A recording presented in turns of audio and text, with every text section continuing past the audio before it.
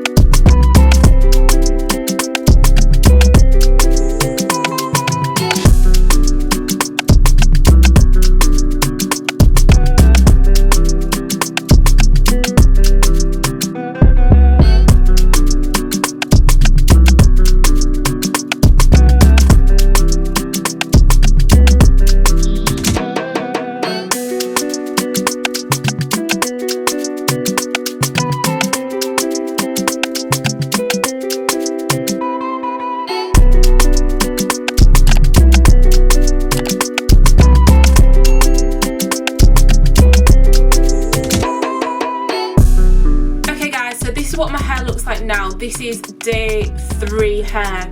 I didn't bother recording when it was dry because it just looked exactly the same as when it was wet, to be honest. But yeah, this is day 3, and as you can see, it's still got I've still got really good definition.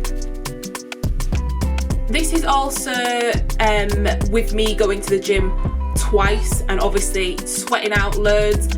My hair's been up, in a bun and I've slept on it, so it's held out really well and it's held the moisture really well. My hair doesn't feel really dry. I haven't even moisturised it since I did it, so I'm really impressed with the results and how it looks, and just the overall, the curls.